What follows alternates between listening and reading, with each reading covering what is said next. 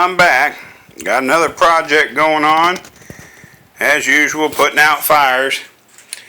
If anybody's familiar with these S10 V8 swaps, you have to, if you're running long tube in the chassis headers, you have to do a oil filter relocation kit, which you can't really see too much because I've got most of it ripped off of here.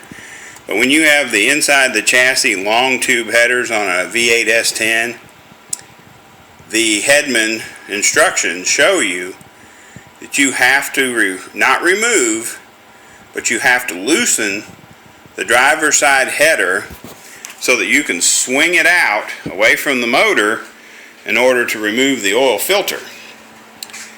Well, nobody wants to do that, and you got to change your filter from time to time. My God, you'd go insane if you had to pull that header loose every time.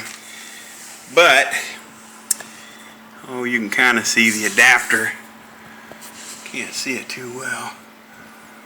You can't see, but I've got a little adapter that goes to the block, and then it's got fittings that run to lines.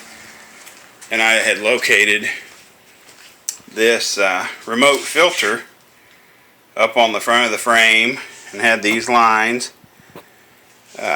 running up to it. The problem was, no matter how careful we were, those stupid lines would seep. Went through the Teflon, liquid Teflon, cleaned them up, redid those lines twice. Had it doing pretty good. It was leaking a little bit, but not horribly. Well, I had the motor out this last time, changing those, going to the 1/6 comp roller rocker arms. Went through those lines, and I mean, I sealed them and tightened them so tight that if they would have leaked, then I was just going to probably sell the car. I was so sick of messing with it. Got it all back together. Everything was dry for a little while. Then, I mean, it started leaking horribly. I mean, you can see this little board that I stick underneath here when I park in the garage. I mean, it was leaking bad, maybe worse than it's ever leaked. So then I got to looking at it, because I mean, it had sprayed oil all over both headers on driver's and passenger side. It was all over the tranny pan, the bottom of the oil pan. I'm like, holy crap. So then I did some research, and one of the older guys, I say that with all due respect, at Motorsports of Kansas City, he said, well, you know, back in the day, when you had chassis or header clearance problems, people would run those oil filter adapters off of an LT1 350. I believe we're going to go 94 to 96 Caprice. Could be the baby 4.3 LT1 style V8 or the 5.7 LT1s. And I believe it also is good for 92 through early production 96 Corvette LT1s.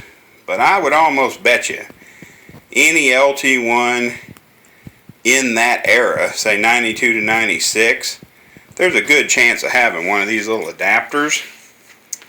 And basically what this does is it just converts from a full-size diameter, I call it the fat filter, down to this smaller 2.92 inch diameter. This one I'm running, it happens to be a Wix 51036, which this camera don't ever focus up close. So anyway, that's a Wix 51036, and then this little adapter, which unfortunately is no longer produced by General Motors, is really hard to find because you can only get it off of a salvage yard engine, or find someone who has a Caprice or whatever you can snag one off of. I'm assuming that you can probably get one off of a Buick Roadmaster of that year, similar year. As long as it's got the LT1 350, I think you're good to go. I found this one at our local pick and pull.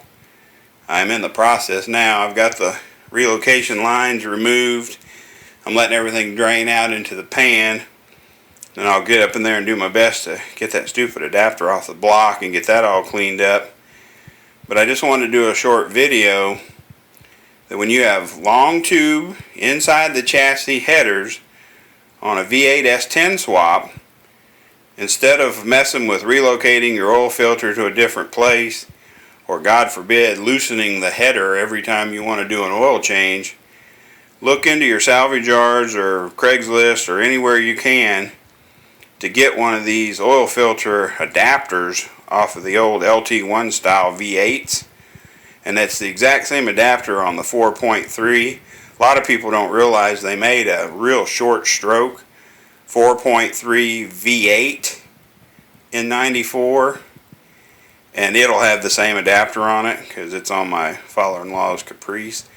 But anyway, this is an excellent opportunity to upgrade that situation where you can run the long tubes, do normal, less stressful oil changes and maintenance. So anyway, I'm going to get back at it and see if I can get this thing finished up, and then I'll do a video and hopefully have some good results.